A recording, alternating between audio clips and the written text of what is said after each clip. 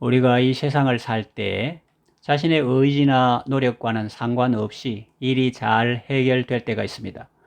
물론 자신도 잘 해결되기를 바라고 나름대로 노력도 하기는 했겠지만 자기 힘만으로는 어쩔 수 없다는 한계를 느낄 때 왠지 모르게 상황이 호전되고 자신이 알지 못하는 어떤 힘에 의해서 잘 넘어가게 되는 경우가 있습니다. 제 딸이 창원에서 직장에 다닐 때 있었던 일입니다. 그 회사 최고 경영자는 직원들에게 갑질하고 막말하고 그래서 그 직원의 눈에서 눈물을 쏙 빼게 하는 사람이었습니다.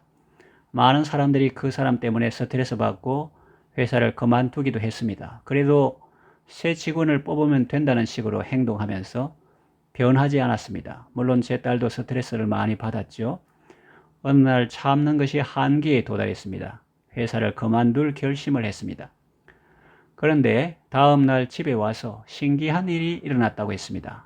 그처럼 시끄럽고 무례하던 사람이 조용해졌다는 것입니다. 딸은 나중에 알게 되었습니다. 딸을 위하여 기도하고 또 딸이 다니던 회사를 위해서 기도하던 어머니가 그 회사의 이사님께 전화를 걸어서 상황을 설명하고 그런 일이 생기지 않도록 정중하게 부탁했다는 사실을 말입니다. 우리에게 찾아오는 하나님의 은혜는 우리가 알게 오는 때도 있지만 우리가 알지 못하게 오는 때도 있습니다. 마치 룻기서에 나오는 보아스가 룻에게 은혜 베푸는 것과 같습니다. 그는 룻에게 말했습니다. 추수 끝날 때까지 다른 밭에 가지 말고 여기서 이삭을 주우라. 일꾼들에게는 너를 건드리지 말라고 일러두었다. 이것은 룻에게 말했으니 룻이 인지할 수 있는 보아스의 은혜죠. 그런데 그뿐만이 아닙니다. 룻이 인지하지 못한 은혜도 있습니다. 보아스는 일꾼들에게 말했습니다. 물론 룻이 안 듣는 데서 일꾼들에게 조용히 말했을 것입니다. 룻이 곡식단 사이에서 이삭 줍는 것을 말리지 말아라. 그리고 이삭을 많이 흘려라.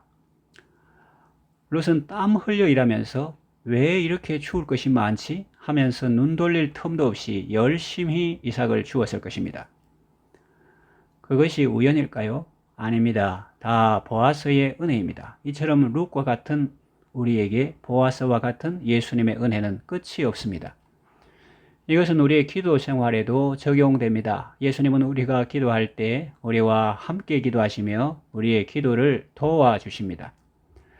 까마귀 새끼들이 배고파 올 때는 그저 자기들끼리 우는 것이지만 당신이 기도할 때는 실로 강력한 권세를 지닌 어떤 분이 당신과 함께 기도하십니다.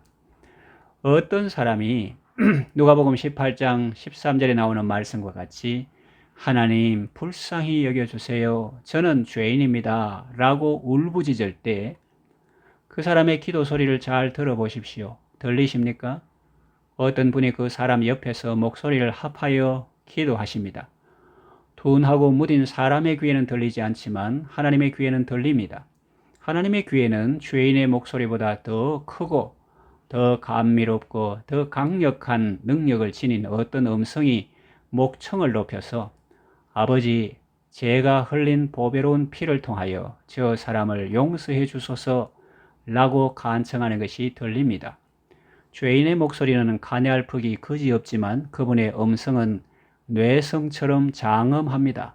그 음성은 바로 그리스도의 음성입니다. 죄인들이 진정으로 기도할 때마다 예수님께서 언제나 함께 기도하십니다. 때로 힘없고 무지한 사람들이 영향력 있고 지식을 갖춘 사람을 찾아가 자신의 탄원서를 어떤 단체나 개인에게 발송해달라고 부탁합니다. 그들이 써온 탄원서는 내용이 부실하고 맞춤법도 엉망입니다. 그래서 그 의미를 완전히 파악하기는 어렵지만 그래도 그들이 무엇을 원하는지는 알 수 있습니다.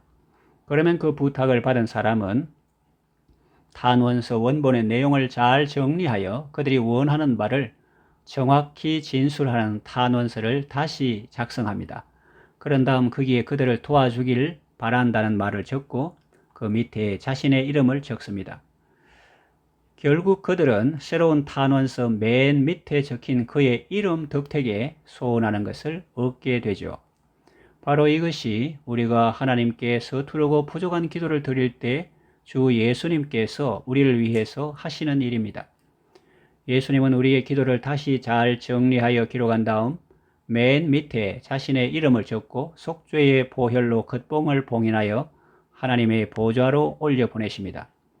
그러므로 당신의 기도는 당신 자신의 기도이기도 하지만 그리스도의 기도이기도 합니다. 당신의 기도가 효험을 발휘하는 까닭은 그것이 그리스도의 기도라는 사실 덕택입니다. 까마귀 새끼가 우는 것은 혼자의 울음입니다. 그러나 성도의 기도는 혼자만의 기도가 아닙니다. 우리의 기도 그 자체만이라면 까마귀 울음과 다를 바 없습니다. 하나님 귀에 거슬릴 수도 있습니다. 그러나 우리의 기도가 하늘에 상달될 때는 그대로 올라가지 않습니다. 마치 마이크로 말하면 방송실에서 믹서로 조정하여 스피커로 잘 나오게 하는 것과 같이 예수님께서 우리의 기도를 하나님 아버지 귀에 감미로운 음악처럼 들리게 해 주십니다. 우리의 부르짖음 속에 들어있는 연약함과 부정함과 부끄러운 모습을 다 감추시고 주님의 보혈로 다 덮어주시고 주님의 사랑과 자비로 아버지께 친히 호소해 주십니다. 아버지, 이 사람의 기도를 들어주소서. 이 사람에게 은총을 베풀어 주소서. 그렇게 기도하십니다. 우리의 연약함을 체휼하는 하늘의 대제사장으로서 우리를 위해서 그렇게 기도하시는 것입니다. 예수님의 기도는 호소력이 있습니다. 하나님 아버지는 사랑하는 아들의 기도를 다 들어주십니다. 예수님의 사랑과 은혜는 정말로 큽니다. 자기들끼리 우는 까마귀 새끼들도 초라하게 깍깍거리는 소리만으로 원하는 것을 얻는데 예수님께서 애처로운 목소리로 안타깝게 부르짖는 죄인들을 위해 기도하실 때는 얼마나 크고 놀라운 응답이 임하시겠습니까?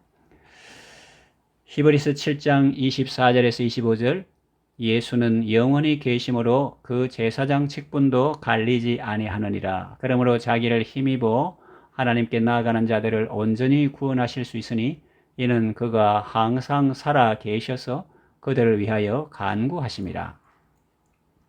또 로마서 8장 33절과 34절에도 같은 내용의 말씀이 나옵니다. 누가 능히 하나님께서 택하신 자들을 고발하리요? 의롭다 하신 이는 하나님이시니 누가 정죄하리요?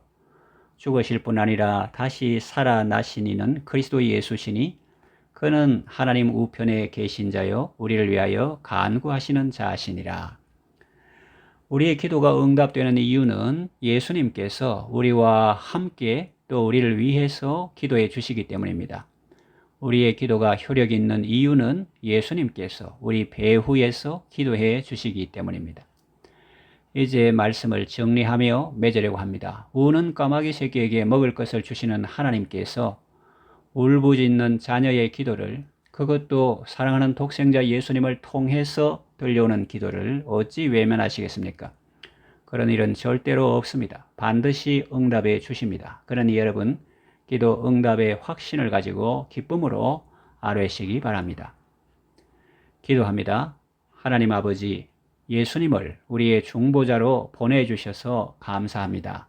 예수님은 하늘 성소에서 섬기시는 대제사장으로서 우리가 기도할 때 우리와 함께 하시며 우리를 도와주십니다. 예수님의 이름으로 기도하게 하시고 예수님의 공로를 힘입어 기도하게 하시고 예수님의 도움으로 기도하게 하시고 예수님과 함께 기도하게 하시니 감사합니다.